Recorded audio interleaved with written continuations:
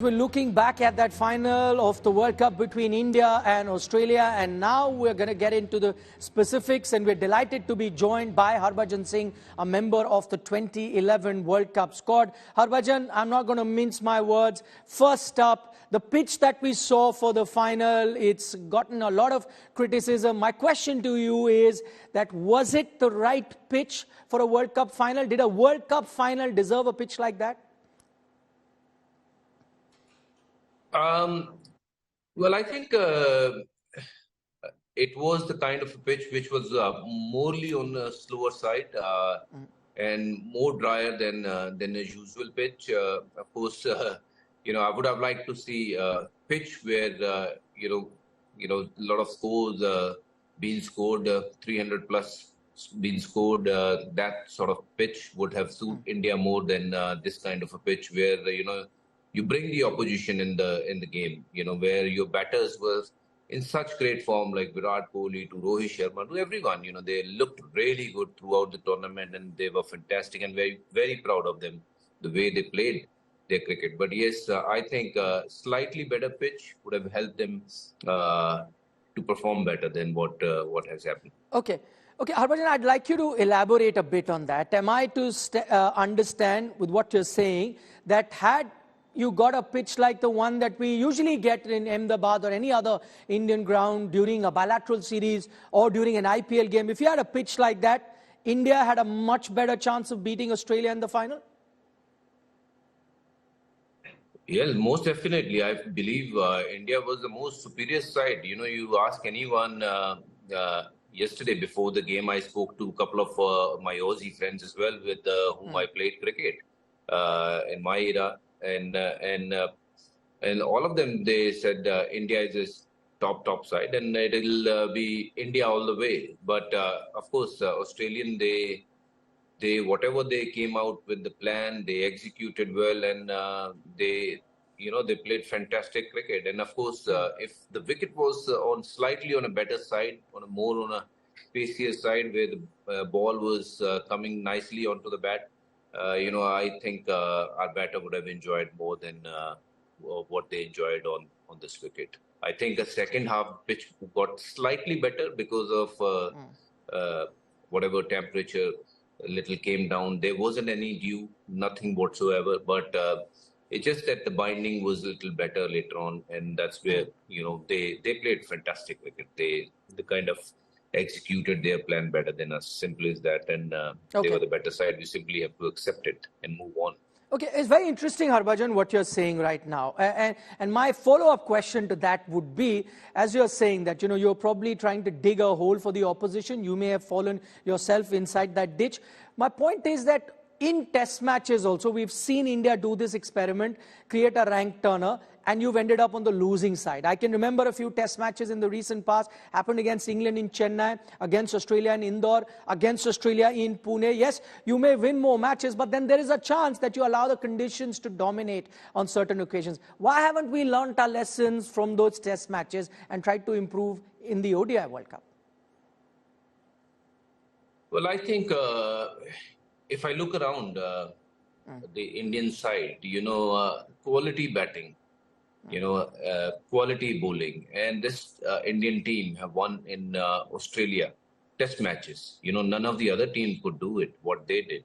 And this team have done well on overseas tours. So I think they are a top player. If you give them a top conditions, better conditions than what is being served, especially in test cricket, I think they will be a better team going forward. They are anyways a top team, but they can become even more better team by playing on such wickets where your spinners need to bowl 25-30 overs to get 5 for.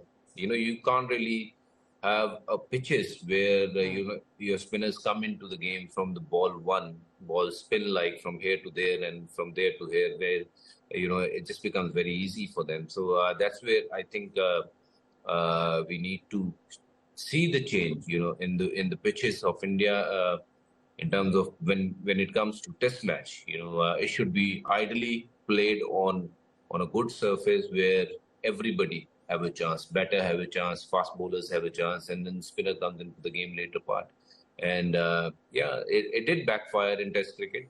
And I believe that this pitch was kind of a slower kind of a pitch where the stroke playing wasn't that easy. But yes, that's not just one of those excuses. But, to tell you the truth, it is obviously, they played these conditions better than us, and that's why they got better results. And toss was crucial on this wicket. I believe Rohit wanted to bat, which was, I think, was a great idea to bat. But when he was batting, he scored those quick 80s, and after that, we didn't get going. We were kind of stuck, and we didn't get too many runs. And when Australia came to bat, they showed that intent, even though they lost 3 wickets, but they kept on hitting boundaries and kept on putting pressure back onto Indian bowlers. Okay. Let's now then address the elephant in the room, Harbhajan, and that is with regards to India's temperament. Now, I'm looking back at the entire decade, not just this final. If my math is correct, 7 big games you've played, I'm including finals and semi-finals of ICC tournaments, and you've faltered. The question will be asked, is it fear of failure? Is it that pressure? What is it that gets to the Indian team? Well, I think it could be a combination of both, to be honest.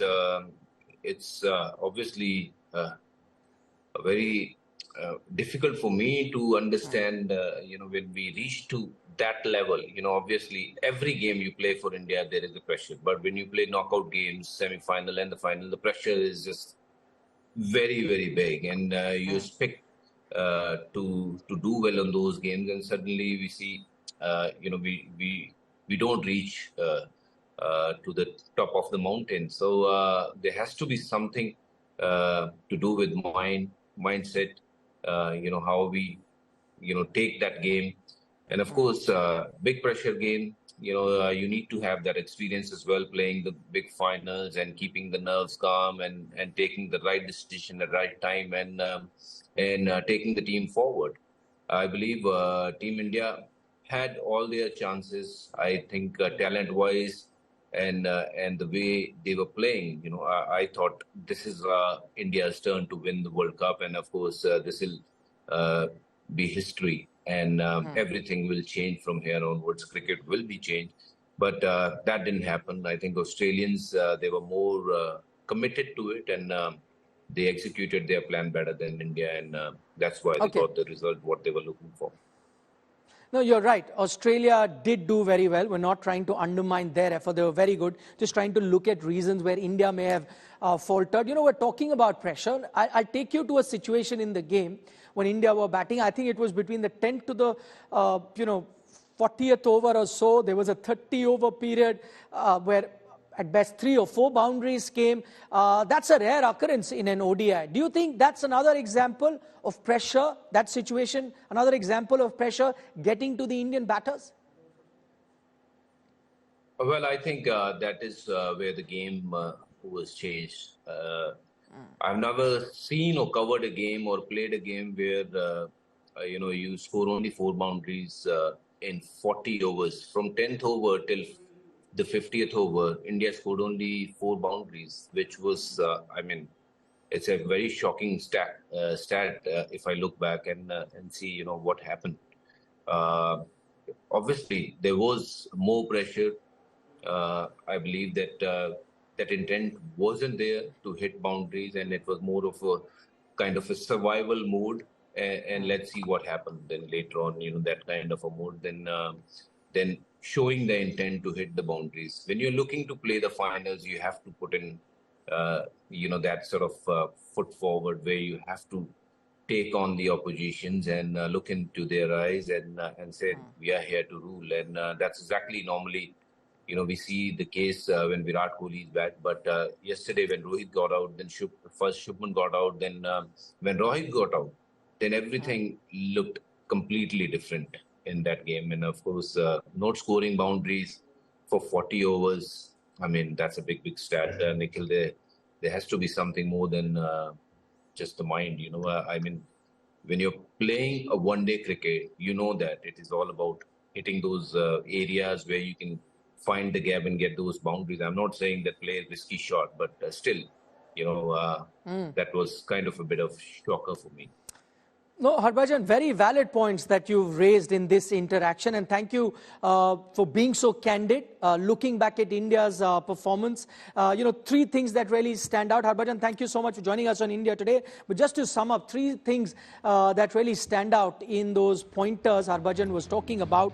One, that the pitch wasn't ideal. It wasn't befitting of a World Cup final. That's loud and clear.